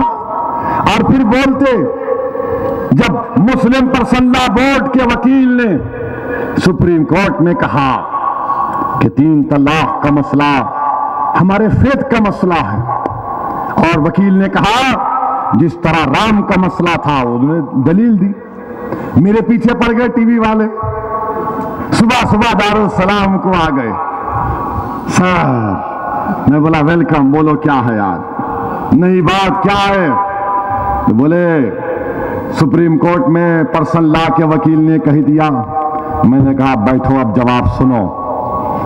तो एक प्रेस वाला बोला, सर जरा ज्यादा तेज तो नहीं बोलेंगे ना? मेला तेजी बोलते, हल्लू नहीं, स्लो नहीं बोलते हम लोग, वेरी फास्ट। मैं सुनो, ले सुनिए सर, जब एक तरह मतलब नहीं, लाइव टेलीकास्ट मत कर, रिकॉर्ड कर ले।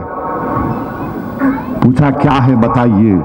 मैंने कहा क्या वजीर आजम मोदी ने नहीं कहा था, बंबई के एक बहुत बड़े अस्पताल का इनाग्रेशन करने गए थे, वहां पर मोदी साहब ने कह दिया कि हमारे भारत में, मैं बोला हो गया। हमने 15 लाख साल पहले प्लास्टिक सर्जरी की इजाद कर ली थी। सोचो आप, 15 लाख साल पहले मोदी साहब का अकीदा है कि प्लास्टिक सर्जरी 15 लाख साल पहले बन गई थी, उनका अकीदा है। हम बोल रहे नहीं है बोल के, आपका है मान लो आप, मगर आप क्यों बोल रहे कि नहीं तुम मेरे रास्ते पे चलो? नहीं चलूंगा। आप बोले आप चलो उस पे। Indian council of historical research के लोगों ने कहा कि 12 लाख साल पहले हिंदुस्तान ने हेलमेट बना ली थी। मेला बहुत अच्छा है, फिर कई को बच्चे इतना मार रहे रोड पे एक्सीडेंटों पे। उनका अकीदा है, मानते, इज्जत करते हैं। जब आप अपने अकीदे पर कायम हैं, हमको अपने अकीदे पर कायम रहने दो। आप अपना अकीदा हम पर मुसल्लत मत करो, हम अपने अकायद आप पर मुसल्लत नहीं करेंगे। ये हिंदुस्तान की जमहूरियत है, ये हिंदुस्तान की खूबसूरती है। اور پھر 3 طلاق کے مسئلے میں تو ہر جگہ وہی چل رہا. مودی کے 3 سال اویسی صاحب 3 طلاق. ارے 3 طلاق کا 3 سال سے کیا تعلق ہے؟ نہیں، ٹرپل طلاق. ایک ٹی وی پروگرام میں تھا، میں وہ بڑے اینکر تھے. میں بولا 1 منٹ ذرا کتنے طلاق ہے وہ تو بتا دو میرے کو. ہاں کیا؟ میرا کتنے طلاق ہے بتائیے. طلاق احسن ہے کیا ہے بتاؤ. ٹرپل طلاق. طلاق کی نہیں معلوم، بولے جا رہے. میرے بھائی حقیقت تو یہ ہے کہ ہندوستان میں 2011 کا جو سینسس آیا اس میں 2,11,000 مسلمانوں نے طلاق دی. اس میں کتنے ٹرپل طلاق ہے؟ 630. 2011 کا سینسس 630. اور انہوں باجا بجا رہے ٹرپل طلاق ٹرپل طلاق ٹرپل طلاق. بس آ کے سب چیز ہوئی. میں آج بھی کہہ رہا ہوں مسٹر مودی، اگر آپ مسلم عورتوں سے ہمدردی رکھتے تو آپ چلیے، ہم آپ سے مطالبہ کر رہے ہیں کہ مسلمان کی آبادی 14%، آپ 7% پاپولیشن کو مسلم خواتین کو ریزرویشن دے دو. طالب کالجز میں، ایجوکیشن میں اور نوکریوں میں دے دو. کون روکنا؟ آپ نہیں دیں گے. بس صرف ٹرپل طلاق کو استعمال کر رہے ہیں کہ ٹرپل طلاق ایسا ہے، جبکہ اعداد و شمار یہ بتا رہے ہیں کہ 2,11,000 مسلمانوں نے طلاق دیا، اس میں سے صرف 630 ٹرپل طلاق تھے. یقیناً میں کہہ رہا ہوں، آپ لوگ گواہ ہیں کہ میری جتنی سیاسی زندگی ہے، میں نے ہمیشہ آپ کے درمیان میں کھڑے ہو کر آپ سے التجا کی، درخواست کی، بھیک مانگا کہ معاشرے کی برائیوں کا خاتمہ کرو، اپنی بیویوں کی عزت کرو، ان کو مقام دو، ان کو مقام دو، ان سے انصاف کرو. میں آج بھی کہہ رہا ہوں کہ خدا نہ خواستہ اگر میاں بیوی میں اختلافات پیدا ہو جاتے ہیں تو میاں بیوی ایک دوسرے کے اختلافات کو دور کریں. اگر نہیں کر سکتے تو بیوی اور میاں کی طرف سے 2 ذمہ دار بیٹھیں، اختلافات کو دور کرنے کی کوشش کریں. اور اگر اس کے بعد نہیں ہوتا تو پھر 1 مرتبہ طلاق دیں. عدت کے دن تک انتظار کریں. اگر اللہ نے آپ کے دلوں کو ملا دیا تو مل لیجیے. عدت کے دن ہو گئے تو پھر 2 مرتبہ اور 3 مرتبہ کے بعد کچھ نہیں ہوتا. یہ طریقہ ہے. اور اگر کوئی مرد اپنی مردانگی کو دکھانے کے لیے اپنے آپ کو بڑا بہادر سمجھتا ہے، اگر کوئی مرد کہ میں اپنی بیوی کو 3 مرتبہ بول دوں گا، یاد رکھو تم گناہ کر رہے ہو، تم گناہ کر رہے ہو، تم گناہ کر رہے ہو، تم اللہ کی نظر میں گناہ گار ہوگے، تم ایک عورت پر ظلم کرو گے. عورتوں سے انصاف کرو. یہ ہماری بیویاں ہیں، یہ اپنے ماں باپ کے گھر کو چھوڑ کر آ کے رہتی ہیں. یہ ہماری بیوی ہے، یہ گھر کی نوکرانی نہیں ہے. یہ ہماری بیوی ہے، گھر کی رانی ہے، گھر کی نوکرانی نہیں ہو سکتی ہے. اپنی بیویوں کو گھر کی رانی بناؤ، تب جا کر تمہارے گھر میں امن رہے گا. میں مسلم نوجوانوں سے کہوں گا، اللہ کے رسول صلی اللہ علیہ وسلم نے کیا کہا تھا کہ تم میں سب سے بہترین وہ ہے جو اپنے گھر والوں سے اچھا ہے. تم میں بہترین وہ ہے جو تمہارے گھر والوں سے اچھا ہے. کیا تم اپنی ماں سے اچھے ہو؟ کیا تم اپنی بیوی سے اچھے ہو؟ کیا تم اپنی بہن سے اچھے ہو؟ دیکھو نوجوانوں، اگر تم اپنی بیویوں سے اچھے ہوگے تو تمہارا گھر کا گوشہ ایک جنت کا گوشہ بن جائے گا. یاد رکھو، اگر تم کو رات میں آرام کی نیند نہیں آتی تو دنیا کی دولت تم کو راحت یا نیند نہیں پہنچا سکتی. تم کو اگر گھر میں آرام کی نیند آنا ہے تو اپنی بیویوں سے سلوک اچھا کرو. انصاف کرو، تمہارے گھر میں تم کو نیند اچھی آئے گی۔ جو لوگ اپنے گھر میں اپنی بیویوں سے ظلم کرتے ہیں اور باہر بڑے اپنے آپ کو متقی دکھاتے ہیں، تم چور ہو، تم ڈھونگی ہو۔ تم اگر اپنی بیویوں سے اچھے ہوگے اور دنیا سے تمہارا کوئی تعلق نہیں ہوگا، کوئی پرواہ نہیں، مگر اپنے بیویوں پر ظلم مت کرو۔ دیکھو یہ کہاں تک اب بات چلی گئی۔ میں 20 سال سے کہہ رہا تھا اپنی ہر تقریر میں، دیکھو یہ غلط ہو رہا ہے۔ حد تو یہ ہو گئی میرے بھائی، کل دارالسلام میں ایک لڑکی آئی، اس نے آ کر جو اپنی داستان سنائی، ایک 4 سال کی ایک معصوم بچی وہ لے کر آئی اور کہا کہ اسد صاحب، میں نے ایک لڑکے سے شادی کی، میں گجرات کی ہوں، میں نے اپنا سب کچھ چھوڑ دیا اور اس شخص نے راتوں رات مجھے چھوڑ کر چلا گیا۔ بتائیے میرے بھائی، وہ گجرات سے اپنے والد کو لے کر آئی تھی، وہ والد ڈر ڈر کے دارالسلام کو آیا۔ میں نے کہا آؤ قریب آؤ۔ میں نے مقامی کاماریڈی کے ایس پی سے بات کی، وہاں کے ایس پی ایک لیڈی ہے، ان کو فون دیا کہ میڈم ذرا اس لڑکی سے بات کرو۔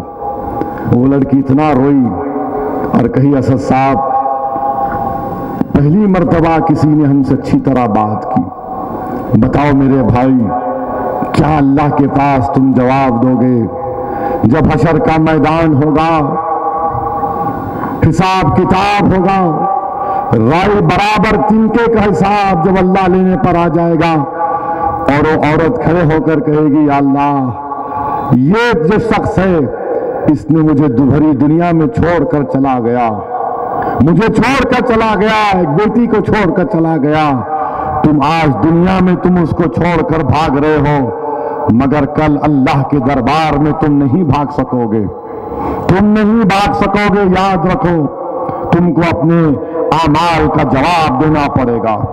نوجوانوں، میں تم سے بھیک مانگ رہا ہوں، اپنی بیویوں سے اچھا سلوک کرو، اپنی بیویوں سے محبت کرو۔ نوجوانوں کو ایک مثال مجھے بتا دو کہ جہاں پر اللہ کے رسول صلی اللہ علیہ وسلم نے کبھی بھی ہماری امت کی ماں کو مارا کیا؟ ایک مثال بتاؤ، ایک مثال بتاؤ۔ نہیں بتا سکتے میرے بھائی۔ اللہ کے رسول صلی اللہ علیہ وسلم نے تو امت کی ماں بی بی عائشہ کے ساتھ ریس کی ریس، دونوں نے دوڑ لگائی، دونوں نے دوڑ لگائی۔ ایتھوپیا افریقہ سے لوگ باجا بجانے آئے، اللہ کے رسول صلی اللہ علیہ وسلم ٹھہر گئے اور امت کی ماں پیچھے سے دیکھ رہی تھی۔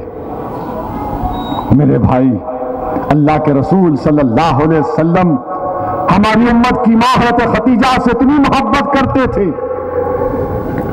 کہ ہماری ماں کے وصال کے بعد جب ایک مرتبہ گھر میں ایک آواز امت کی ماں کی طرح سنائی دی، اللہ کے رسول صلی اللہ علیہ وسلم فرمائے کہ خدیجہ آ گئی، معلوم ہوا کہ آپ کی بہن تشریف لائی ہے۔ اتنی محبت میرے بھائی، یہ ہماری اللہ کے رسول صلی اللہ علیہ وسلم سے، ہماری امت کی ماں سے محبت تھی۔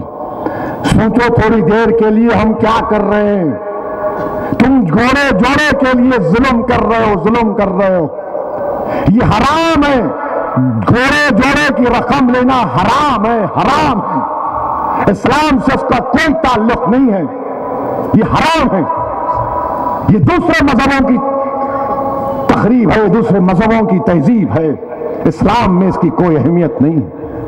کیا کرو گے تم لے کر ایک موٹر سائیکل، ایک گاڑی، 5 تولے سونا لے کر، جو کل آخرت میں تمہارے لیے آگ کا شعلہ بن جائے گا تمہارے گلے میں؟ کیا تم اس موٹر سائیکل پر، اس گاڑی میں بیٹھ کر جنت کو جا سکو گے؟ نہیں جا سکو گے۔ تم ایک بچی کے باپ کو مقروض بنا رہے ہو، چھوڑو اس کو، ان چیزوں کو چھوڑو میرے بھائی۔ رمضان آ رہا ہے، اگر ہم یہ سوچتے ہیں کہ ہماری دعائیں کیوں نہیں قبول ہو رہی، کیا کمزوری ہم میں، میرے بھائی یہ چیزوں پر غور کرو، اپنے بیویوں سے اچھا سلوک کرو۔ اور میں وارننگ دے رہا ہوں تلنگانہ کے پورے قاضیوں کو، قاضی صاحب اگر تم یا پھر تمہارے نائب قاضی اگر اس طرح کی شادیاں کریں گے تو یاد رکھو حیدرآباد کی روڈ پہ تم کو چلنے نہیں دوں گا میں انشاءاللہ تعالی. اور اگر کوئی قاضی ایسا کرتا ہے تو آ کے بتاؤ ہم کو, آپ بتاؤ ہم کو, اس کا پرمیشن کینسل کرائیں گے اس قاضی کا. سب سے بڑے گناہگار یہ لوگ ہیں جو اس طرح کی حرکتیں کرتے ہیں. اور میں چندرشیکھر راؤ چیف منسٹر صاحب سے ملنے والا ہوں اور مل کر ان سے کہوں گا کہ نکاح نامے کی بکلٹ میں جو وقف بورڈ سے جاری کیا جاتا ہے اس میں اس بات کو لکھا جائے گا کہ کوئی بھی مسلم مرد اپنی بیوی کو ایک ہی وقت میں 3 بار طلاق نہیں دے گا. اس کو طریقہ لکھا جائے گا کہ یہ طریقے سے دیں گے. اور میں گزارش کروں گا ان تمام ہماری بہنوں سے کہ جب تمہارا نکاح ہوگا تم سے قاضی آ کر پوچھے گا کہ کیا تم کو نکاح قبول ہے تو میری بہنوں تم بولنا کہ لکھو اس نکاح نامے میں کہ لاکھوں بار خدا نہ خواستہ اگر بات چیت ختم ہونے پہ آئے گی تو میرا جو مرد جس سے میں شادی کرنے جا رہی ہوں ایک وقت میں 3 بار طلاق نہیں کہے گا. لکھو میرے ماں بہنوں, لکھاؤ اس کو. یہ جائز ہے. اسلام میں شادی ایک کانٹریکٹ ہے, یہ جنم جنم کا بندھن نہیں ہے. یہ ہندی پکچر کے گانے نہیں ہے جنم جنم. تم کو خالی وہی یاد ہے. دیکھے کیسا بولے یہ, بس بول دو گانے کی بات کرو. کوئی صحابی رسول کا نام پوچھو نہیں معلوم. بریانی شاہ ٹیکری کی درگاہ کس کی ہے نہیں معلوم. کٹپا کونے بولے تو ہمیں معلوم میرے کو. دیکھو تھالیاں بجا رہے ہنس رہے. میرے بھائی یہی چیزیں ہیں جو ہم کو لے ڈوب رہی ہیں. یاد رکھو آج سنبھال لو اپنے آپ کو. اگر آج کوئی چیز چھوٹی برائی ہے وہ 10 سال کے بعد لوگ اس کو برائی نہیں سمجھیں گے. اپنی نسلوں کو سنبھال لو, اپنی اولادوں کو سنبھال لو اور اپنی بچیوں کو میرے بھائی خوب پڑھاؤ. یہ ریزیڈینشل اسکول کھولے گئے ہیں, اپنی بچیوں کو اس میں ایڈمیشن کرائیے. بچوں سے زیادہ اپنے بچیوں کو پڑھاؤ, خوب قابل بناؤ, طاقتور بناؤ. اور پڑھنے لکھنے کا جذبہ تو میں نے غریبوں میں دیکھا.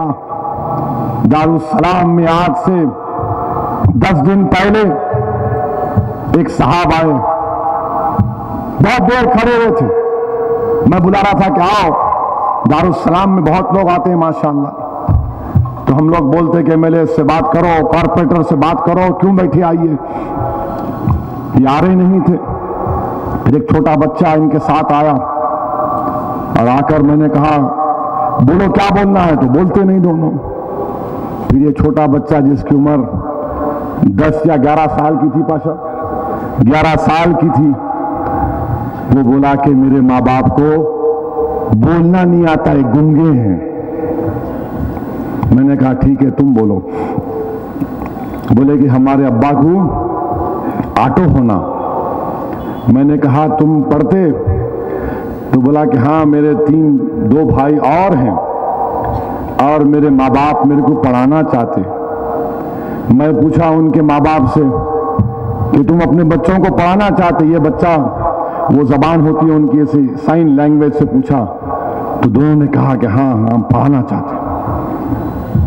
پھر بچے نے کہا میں بچے کو تو کتنا پڑھنا چاہ رہا؟ تو بچہ رونا شروع کر دیا.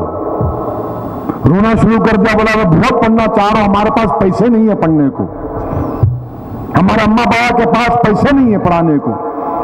میں نے کہا ٹھیک تو تم رو مت, پڑھائیں گے تمہارے کو. بولا نہیں میں اکیلا نہیں ہوں, میرے 2 بھائی اور ہیں. میرے بھائی جن ماں باپ کے پاس زبان نہیں ہے, بات نہیں کر سکتے, میں ان کو سلام کرتا ہوں جو اپنے بچوں کو پڑھانا چاہتے ہیں. جن ماں باپ کے پاس زبان ہے, صحت ہے, دولت ہے, تم کیوں نہیں پڑھاتے اپنی اولاد کو؟ سوچو میرے بھائی اللہ نے ہم کو کتنی نعمتوں سے نواز دیا. ایک ماں باپ, دونوں ماں باپ کے پاس زبان نہیں ہے, بات نہیں کر سکتے. وہ 11 سال کا بچہ رو کر کہتا ہے کہ ہم پڑھنا چاہتے ہیں. نہیں معلوم ایسے کتنے مستحق ہوں گے. خیر الحمدللہ مجلس اتحاد المسلمین کے ٹرسٹ کی طرف سے میں نے اسکول میں ان کی پوری فیس جمع کروا دی. کوئی بڑا کام نہیں کیا، بہت کام کرنا ہے، مگر اس بچے کا جذبہ اور اس کا یہ بات کہہ کر رونا کہ ہم پڑھنا چاہتے، ہمارے پاس پیسے نہیں ہیں. میرے بھائی پڑھاؤ، خوب پڑھاؤ. حکومت کی طرف سے اسکول کھولے گئے. اردو میڈیم اسکولز میں مجلس ہر لاکھ 65-50 لاکھ خرچہ کرتی ہے ان گورنمنٹ کے اردو میڈیم اسکولز میں. پڑھاؤ پڑھو میرے بھائی، پڑھو میرے بھائی. تم طاقتور جبھی بنو گے. یہ ظالم لوگ ہم پر تانا مارتے ہیں، ہم کو ہمارا حق نہیں دیتے ہیں. اگر ہمارے بچے پڑھ لکھ کر طاقتور بن جائیں گے تو یہ تمام بڑے سے بڑے وقت کے فرعون اور نمرودوں سے مقابلہ کر لیں گے. ہم ایک نیا انقلاب برپا کر سکیں گے انشاءاللہ تعالی. اور یہی چیز تھی جس کو محسوس کیا تھا سالار نے، اور میڈیکل انجینئرنگ کالج کو قائم کیا. اویسی ہاسپٹل، اسرا ہاسپٹل، آرکیٹیکچر سب قائم کیے. پھر سالار نے کہا کہ اب بنیادی اسکولوں پہ توجہ لیں گے. آؤ میرے عزیز دوستو، یہ معاشرے کی برائیوں کا خاتمہ کرو. رمضان کا مہینہ آ رہا ہے، گر گڑا کے اللہ کو منا لو. نوجوانوں خوب حلیم کھاؤ، پیٹ بھر کے کھاؤ. میں تو دعا کروں گا کہ تم ایک ایک نہیں 4 حلیم کھاؤ، مگر اللہ کو بھی یاد کرو.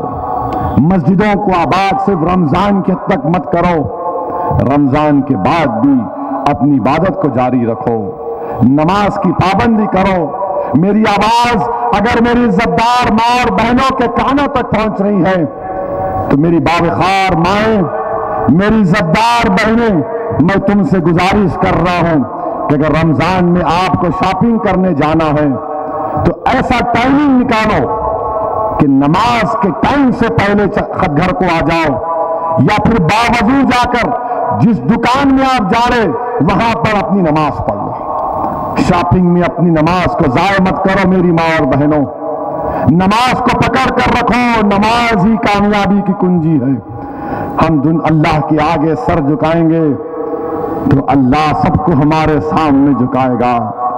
اگر ہم اللہ سے ڈرنا چھوڑ دیں گے تو دنیا ہم کو ڈرائے گی. اگر ہم اللہ سے ڈرنا سیکھ لیں گے تو ظالموں کا ڈر نکل جائے گا. تم نماز کی پابندی کرو گے تو تم شریعت کو اپنے آپ پر نافذ کرو گے. تم نماز کو چھوڑو گے تم شریعت کو چھوڑ دو گے. میرے عزیز دوستوں اور بزرگوں، مجلس اتحاد المسلمین کو مضبوط کریے. آج جو لوگ للچائی نظروں کے ساتھ اور سازشیں کرنا چاہتے ہیں، انشاءاللہ تعالی مجھے پورا یقین ہے کہ اللہ ان کو ناکام ثابت کرے گا. آپ بھی اپنے اتحاد کو مضبوط کریے، اپنی جماعت سے وابستہ ہو جائیے. اور اگر کوئی مجلس کے کارپوریٹر سے آپ کو شکایت ہے تو آپ مجھے کہیے. میں بار بار ان کارپوریٹر حضرات سے کہتا ہوں کہ اگر کوئی گھر بنا رہا ہے بنانے دو، کیا تکلیف ہے؟ بنا رہا ہے بنانے دو. بازو والے کو تکلیف ہے انہیں جانا بلدیہ میں، آپ مت جاؤ چودھری بن کے، آپ مت جاؤ. بناتا بنان دو. سالار نے نہیں کہا تھا کیا؟ اور انہی کی محنت، وہ بزرگوں کی محنت کے نتیجے میں جب مجلس کے عظیم قائدین نے کہا تھا کہ اللہ کی زمین پہ عبداللہ کا قبضہ. یاد رکھو، بڑی محنت اور جستجو اور قربانیوں کے بعد یہ جماعت کو آج مقام ملا. میں ہرگز کسی بھی مجلس کے قائدین کو یا اراکین بلدیہ کو اجازت نہیں دوں گا کہ مرحوم قائدین کی محنتوں کو رائگاں جانے نہیں دیا جائے گا. جب تک میں زندہ ہوں، جب تک اللہ مجھے اس مقام پر رکھے گا. میں نے اس دن بھی کہا تھا جس دن تم نے میرے کندھوں پر یہ بڑی ذمہ داری میرے کمزور کندھوں پر رکھی تھی. میں آج بھی کہہ رہا ہوں کہ جو کمزور ہے وہ میری آنکھوں میں مضبوط ہے. جو قوم کا قائد ہے، فاروق اعظم نے کہا تھا، وہ قوم کا خادم ہے. جو قوم کا سردار ہے وہ قوم کا خادم ہے. کوئی MP ہے, کوئی MLA ہے تو کارپوریٹر ہے, نہیں ہے, ہم خادم ہیں. اور خادم کا کام سرداروں کی خدمت کرنا, ان کو تکلیف دینا نہیں ہے. آپ بلا جھجک بتائیے میرے کو, مجلس کے دفتر کو آئیے, آپ آتے ہیں, اور ہمارا بھی کام ہے کہ ہم ان تمام مسائل کو حل کریں. الحمدللہ تمام اراکین محنت کر رہے ہیں. میں جانتا ہوں پانی کی قلت ہے, میں جانتا ہوں کہ یہ جھاڑو دینے والوں کا اضافہ کرنا ہے, حکومت سے ہم نمائندگی کی, اس میں اضافہ ہوگا. روڈوں کا کام ہے, انشاءاللہ تعالی مجلس اس کو پورا کرائے گی.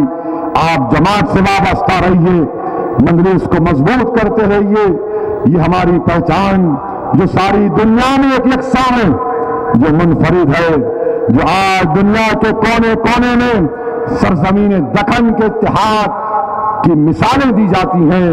میں اللہ سے دست دعا ہوں کہ پروردگار رحمت العالمین کے صدقے میں ہمارے اتحاد کو مضبوط کر دے, ہماری جماعت کو اور مضبوط کر دے.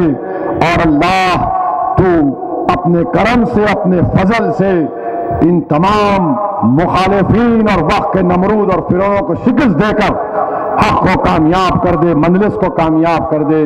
شکریہ. وآخر الدعوان الحمدللہ رب العالمین.